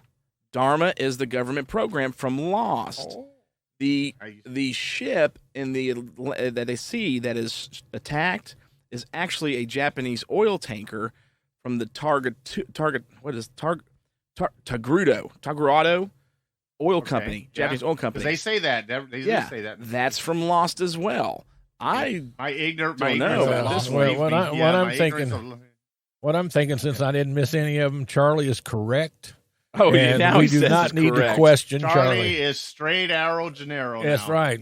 No questioning the answers from the coming from the guy who questions him all the time. Really? Many unbearable hours later. I mean, so that's just, yeah. Because I haven't even touched the camera. Sorry, guys, you're just staring at me. Yeah, so exactly. I don't know. So I felt 100% my phone died, so it doesn't matter anymore.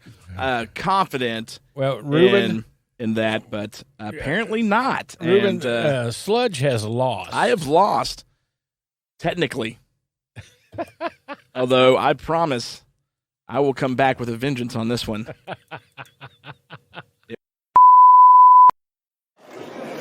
Okay, Wolfie. I heard you were a pro wrestler. Yeah, do you want to buy an autograph or buy a picture or I got some little small figures that are about your size. My size? Yeah. What are you trying to say? I'm trying to say, man, I've beat up a puppet before. It ain't nothing for me to whoop old people, little kids, and puppets. Okay, that's it. Bring it on, because your stuff sucks. Oh, is that right? Well, I tell you what. Let's see what you got, Mr. Puppet. Let's see what you got. Bring it on. Ready? Yeah. You mark? Get set. Go!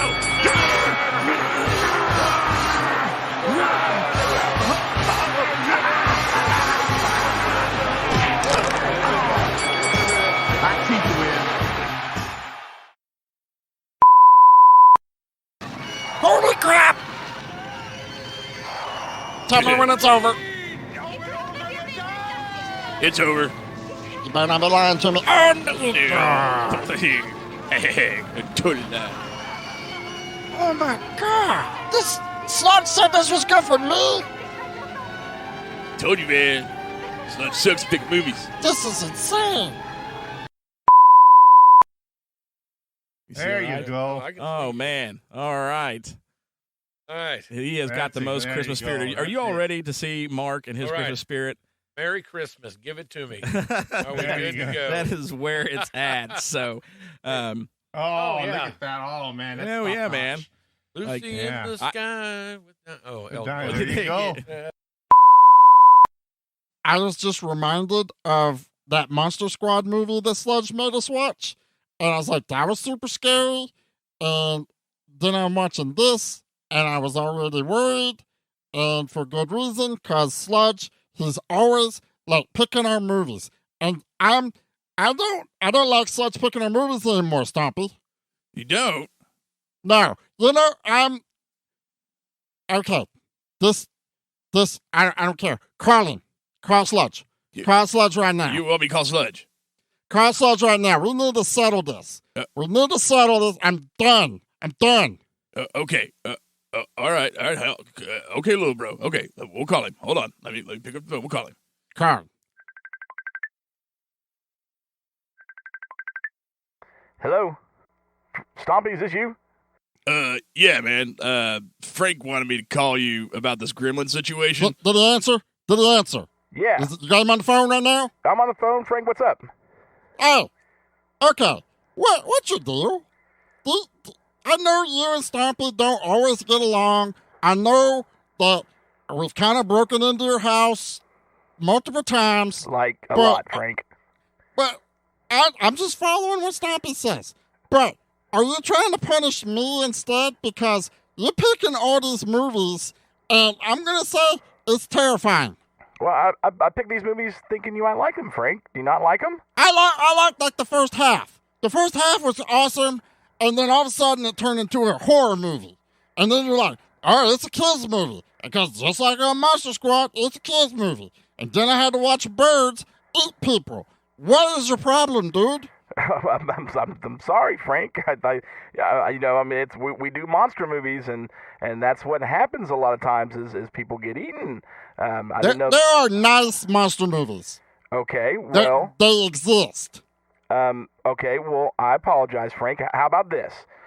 Would you like to pick the next movie that you guys do? Absolutely. I already have it picked out. Okay, well then, Frank, you pick out what movie you guys are going to do in January. What movie do you want to do? We are doing Harry and the Hendersons. Harry the Hendersons? Now, shut up, Stompy. Let him pick. Yes. I'm picking this movie because I've been along for this ride since we started, and I was told we're going to get to watch cool movies, and we've seen like 2. I want to watch Harry and the Hendersons and talk about it. Okay, well, that's what you guys will do. It's on the schedule now. You guys. No, wait a minute. I didn't say. No, Stompy. It's going to be Frank's pick. Frank wants Harry and the Hendersons. I think it's a great choice, Frank. Do you know who played Harry? Yeah, he's a really tall guy, and Charlie told me he was a predator. Yeah. In the action movie. Yeah, so he was. Charlie said I could watch that when I get a little bit older. Yeah, we might wait a little bit older. Yeah, so Kevin Peter Hall played it.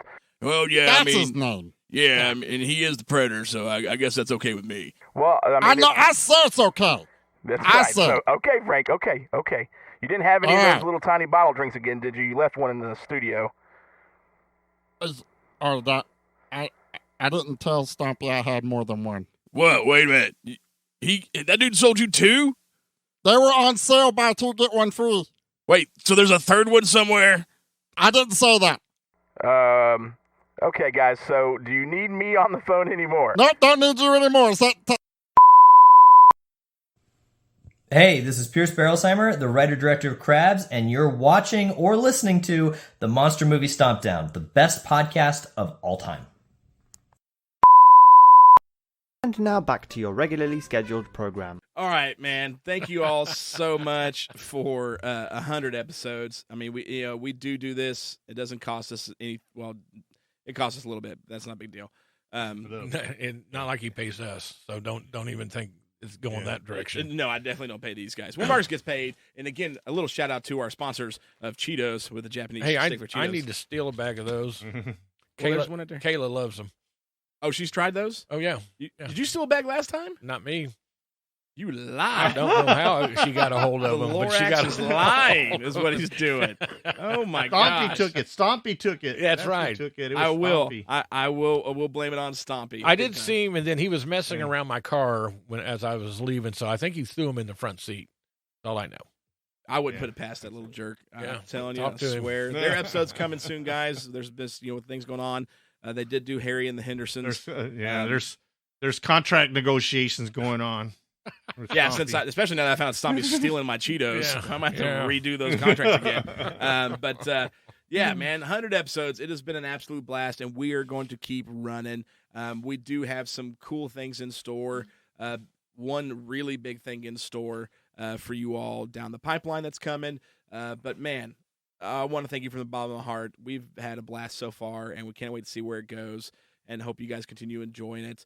And yeah, I just got to say thanks over and over again. Oh, definitely thanks, and keep throwing those comments and questions and everything to us, because without you guys, we're kind of not doing anything. We're just three dudes hanging out in the basement. Yeah. We're just basement talking. That's it. If we don't have you guys, it gets really weird because it's three grown men in the basement, and we're all talking in microphones. Exactly. Yeah. So we desperately need you all on this one. The crazy thing is, we have a blast doing it, though. We do have a whole lot of fun. Yeah. And it's a good time. And we kind of expose you to your weaknesses. 98 God. Oh, whatever. I mean, not weaknesses. I'm telling you. Yeah. By the time we hit 101 episodes, there'll be no more 98 upstairs. Oh, yeah. I can't do that. That there's right? one 98 thing that has to stay. And I can't, because, I mean, it was a gift from my aunt. Like, I can't get rid of it, What is that? That's the lunchbox. Oh, remember Aunt Mikey got me that? What about the magazine? I've burnt all Let's go back to that day that I'm at work out there on the pavilion, and you pull up so excited, and I look in the front seat, but there's a magazine laying there. I was not excited about the magazine. Oh, you was. That is not why I was excited, and you know it. Oh, he was so happy. You may speak for the trees, but you were a liar. I was in total shock. What is that in your... I am totally quoting Daniel Stern from Chud. You, sir, are a liar. I was like, wait, you just purchased this? I did purchase it. Okay, yes. I rest my case. It was like $2. I was like, all right. You're excited. I wasn't excited, so... He was excited because he paid $2 for it, and it was much more valuable to him than just the $2. Hey, okay, look. This is all I'm going to say, all right? If we go back to 98, let's go back to the 98 deal, and let's remember there was a tiny figure that was bought for Mark. And what's Mark do? Oh, yeah. He turned around and re-gifted it back to me. Exactly. Okay. And then you sold it for a huge profit. And then I sold it for $200 freaking dollars. Yes, I did. And enjoyed every penny of it. Did Mark see any of that profit? No. I've got $200 worth of enjoyment exposing you to what you have on the shelf up there. That's okay, because when you all look at the logo, you know who RoboCop is. That was that's true. Yeah. That was a pricey enjoyment that has not gone away. Well, I even got a message from Justin bringing up that RoboCop stuff again.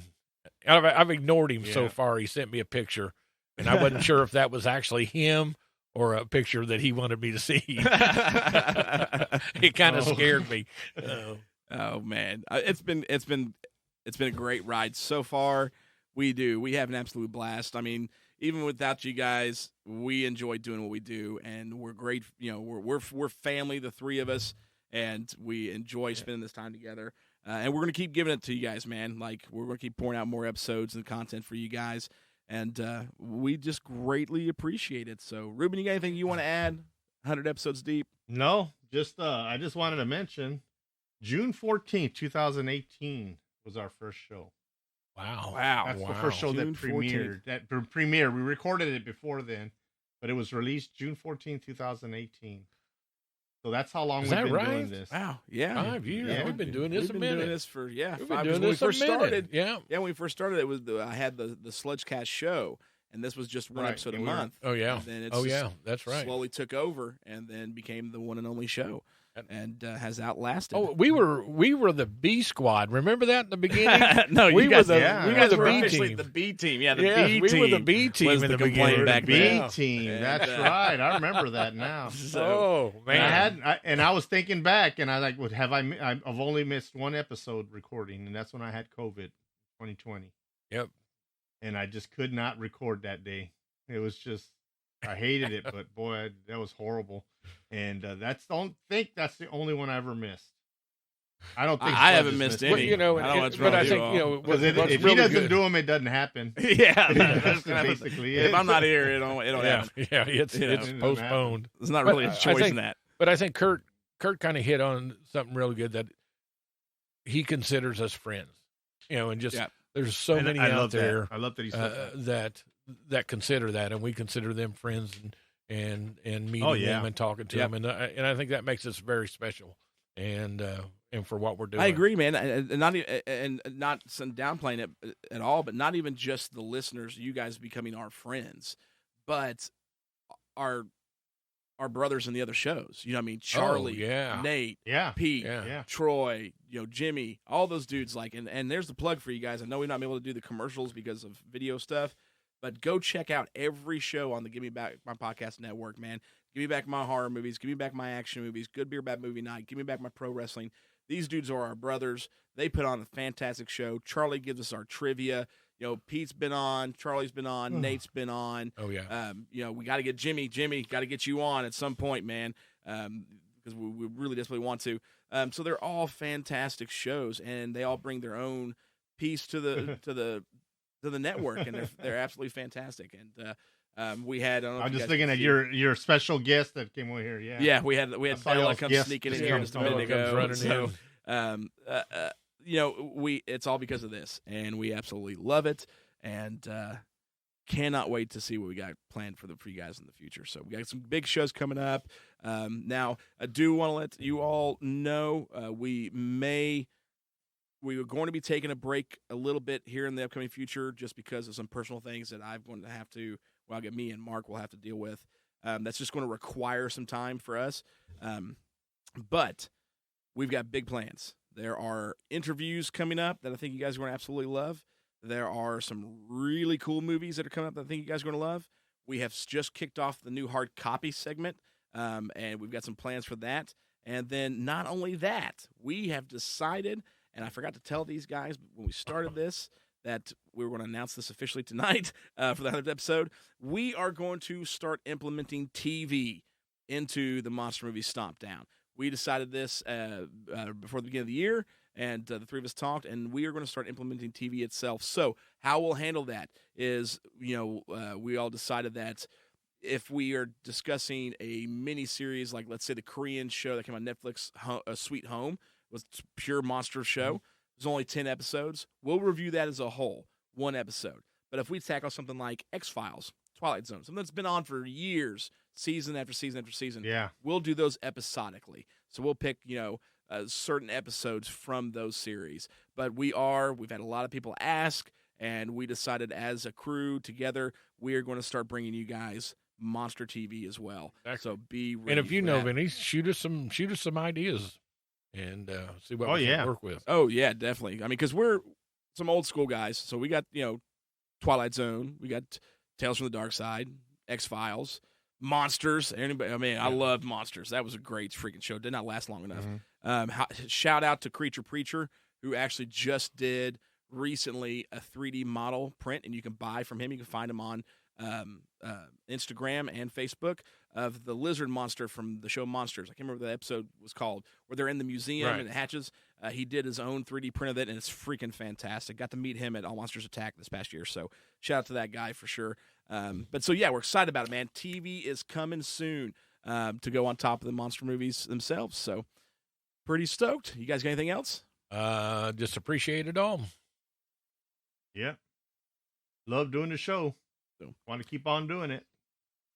We will keep it coming to you guys. So, again, thank you all so much. Hopefully you've enjoyed this episode. We love you all. This is your host, Sludge. Co-host across from me, the Lorax, the Master in Texas. You got Ruben. Y'all have a good night. Good night. Night, y'all.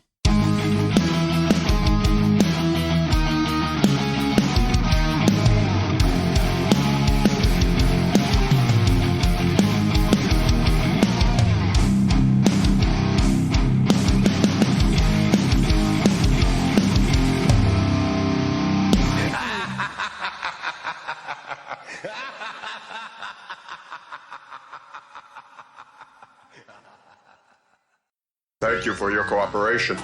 Good night.